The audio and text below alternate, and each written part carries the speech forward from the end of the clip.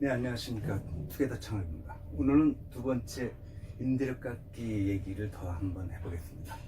지난번 말씀드렸던 내용하고 좀 구체적으로 들어가는 건데, 지난번에는 쉽게 임대료를 어떻게 깎는지 총론적인 얘기를 했고, 오늘은 그 구체적인 다음 얘기, 그 권리금과의 관계를 통해 가지고 우리가 어떻게 임대료를 깎아 나갈 수 있느냐라는 굉장히 자세한 내용을 한번 들여다보죠.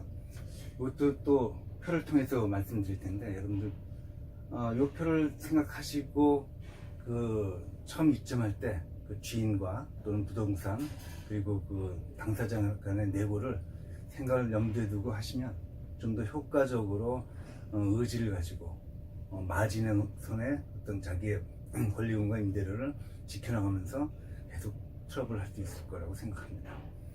자, 오늘 얘기는 이렇습니다. 임대료, 권리금, 인테리어인데요. 내용이 그렇게 어렵지 않습니다. 자, 임대료가 낮을수록 주인은 굉장히 좋은 것이죠.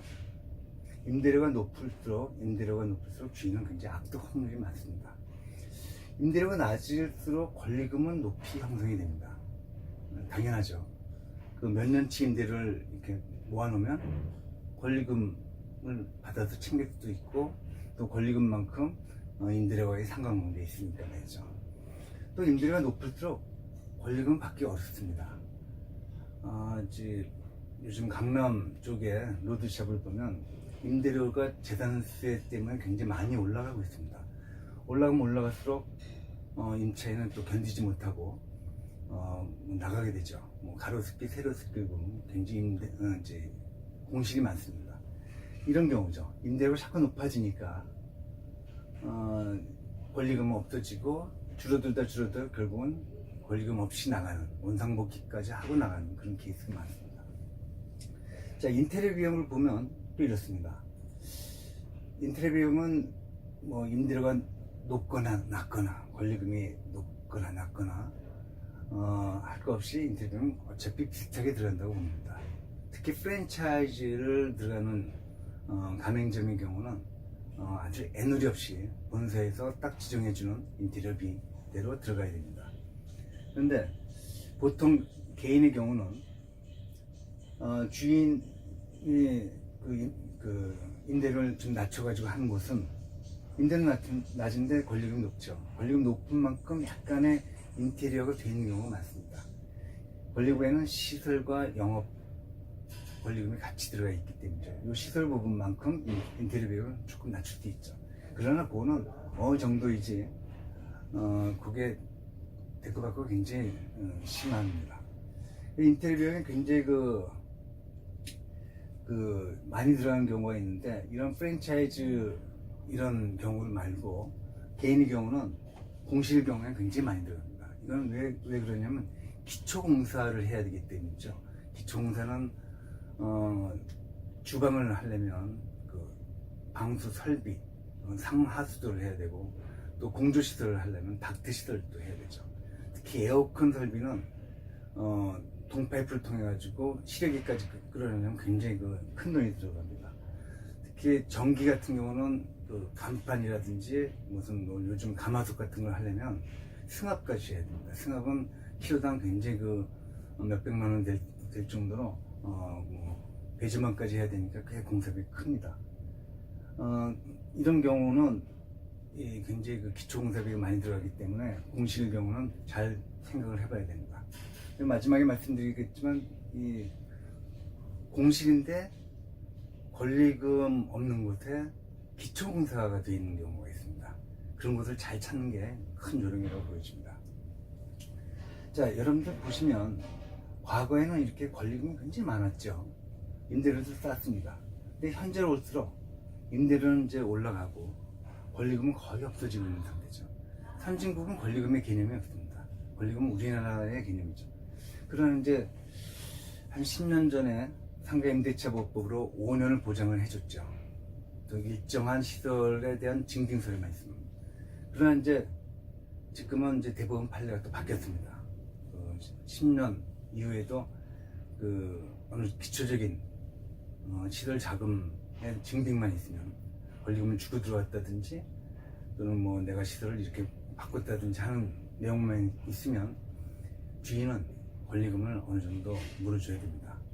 원상복귀하고에 굉장히 트러블이 있는 그런, 이걸 뭐 시장의 어떤 시장 자본주의하고의 그 굉장히 대치는 되지만 지금 현재의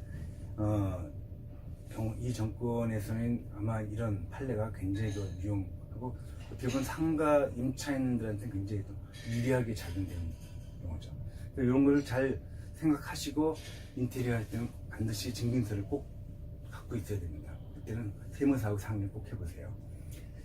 그래서 예전에서 이제 현재로는 이렇게 되고, 그리고 로드샵은 또 이쪽이었는데 지금 변두리 또 2면 3면 도로는 또 이쪽으로 많이 갑니다.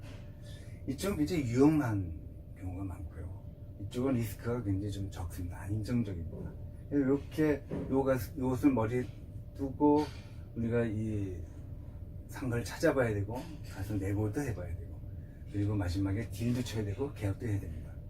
특히 제가 주장하는 거는 내고 시점이 이 기초 공사가 되어 있는, 권리금이 없는, 공신이 어느 정도 일정 8개월이나 10개월 정도 있는 곳을 찾아서 내고 시점을 요 정도에서 내고를 던지고 쭉 기다린 다음에 계약 시점은 이쪽으로 가면 굉장히 좋은 결과를 낳는다고 제가 지난번 말씀드린 바 있습니다. 특히 권리금도 없이 들어갈 수가 있습니다. 그럼 이만큼이 빠져나가기 때문에 임대료는 작아지고 인테리어비는 조금 덜 들어가는 최상의 어떤 그 입점을 할 수 있는 거죠. 그러니까 리스크를 가장 줄인다고 보여주면 됩니다. 제 사례를 말씀드릴게요. 자, 사당동에 제가 효동전 모둠점 집을 약 한 90평 정도 1층 지하를 같이 하고 있었습니다. 이때 제가 그 한 4, 5개월 동안 내고 한 게 1억에서 550만 원의 그 상가였는데 거기에 그 권리금을 1억 5천을 얘기했거든요. 근데 1억 5천을 제가 4개월 정도 내고를 통해 가지고 2천만 원까지 낮출 수 있었습니다. 이 낮출 수 있는 그 가장 큰 포인트는 임대료가 550으로 굉장히 컸기 때문이죠. 이 550이라는 것과 1억이라는 어떤 보증, 이런 임대료를 통해서 굉장히 그 압박을 해가지고 제가 권리금을 굉장히 낮춰서 들어갔습니다. 4년 후에는 이 임대료마저도 제가 꾸준하게 설득과 해서 낮춰가지고 400까지 낮췄습니다. 요 낮추는 방법에 대해서는 다음 3편에 제가 임대료 깎기 3에서 말씀드리도록 하겠습니다. 자, 그래서 결국 나올 때는 2천만 원 가지고 들어갔던 거를 1억 5천에 빠져나왔습니다. 굉장히 큰 성공했죠. 물론 중간에 오퍼레이팅 프로핏도 있었지만 나갈 때도 이렇게 권리금을 갖고 나갔었습니다. 자, 사례 두 번째는 방배역의 황태우 위치입니다. 굉장히 번호가 있는데 2층 집이었습니다. 여기에 3천에 250, 그리고 권리금이 2천이었는데 제가 3천에 200까지 깎았고 500만 원 권리금까지 내려서 깎았습니다. 그러나 이건 동시에 내고를 하면서 급하게 제가 그 가명을 내주다 보니 별로 못 깎았어요. 그래서 별로 못 깎다 보니까 너무 급하게 하다 보니까 이때는 나중에 그 들어간 돈도 많았고 아주 나올 돈도 나오기도 만만치 않았습니다. 그래서 이거는 보통 세모를 주고 싶고요. 마지막으로 강남역에 제가 월남쌈 집을 한 100평 정도 했었는데 반지하였습니다. 1억에 500이었는데 권리금이 1억 2천이었습니다. 제가 하도 마음에 들어서 강남역에 꼭 진출하고 싶어서 1억에 500 그대로 해서 제가 2천만 원 깎아가지고 1억에 들어갔는데 결국 2년 뒤에 권리금을 2천만 원밖에 못 갖고 나왔습니다. 너무 많이 출혈을 했던 아주 실패한 사례입니다. 이건 너무 급하기 때문이었죠. 이런 부분, 내고와 어떤 계약 시점의 어떤 마인드를 이제 어겼던 그런 내용이었습니다. 이때는 그걸 몰랐는데 지금 굉장히 깨닫고 있습니다. 자, 요즘 추세는 그때도 말씀드렸듯이 최저임금이라는 어떤 굉장히 큰 역학적인 부담감 때문에 우리가 이런 임대료를 잘 선택하지 않으면 우리가 실패하는 건 100%입니다. 특히 권리금과의 관계에서 임대료의 향방은 나의 그 성공과 실패를 좌지우지할 수 있습니다. 그래서 제가 결론적으로 말씀드리면 권리금은 증발하기 때문에 인테리어보다 훨씬 낮은 권리금을 주고 들어가야 됩니다. 특히 인테리어 차이까지를 파악내고 해야 된다는 거죠. 이게 우리가 이제 계약점이 여기가 이제 우리가 가장 들어갈 수 있는 계약점이라 했을 때 권리금은 요 정도 줄 수 있는, 즉 이 정도 인테리어 비용과 이 정도 인테리어 비용은 거의 비슷할 수 있게끔 이 정도 줄 수 있는 권리금과 이 부분은 깎아야 된다는 거죠. 컷 시켜야 됩니다. 이걸 깎지 못하면 여러분들은 굉장히 큰 치명타를 입고 말 것입니다. 그리고 두 번째는 권리금은 우선 깎고, 권리금 먼저 우선 깎고 그다음에 임대료를 나중에 깎는 거예요. 이런 쪽의 절차가 여러분들을 성공할 수 있는 여지를 남길 수 있는 것이죠. 제일 중요하게 제가 말씀드리고 싶은 거는 공사되어 있는 공실에 임대료를 깎는 것입니다. 즉, 이 인테리어 비용을 최대한 절약할 수 있는 공실이 되어 있는 이 부분 권리금 없죠.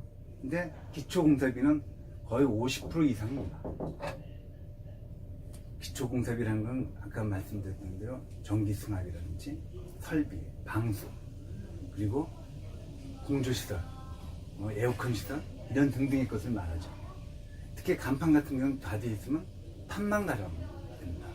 그럼 굉장히 그 금액을 세이브할 수 있는. 그래서 이 정도의 그 기초공사비가 되어 있는 권리금 없는 것, 여기를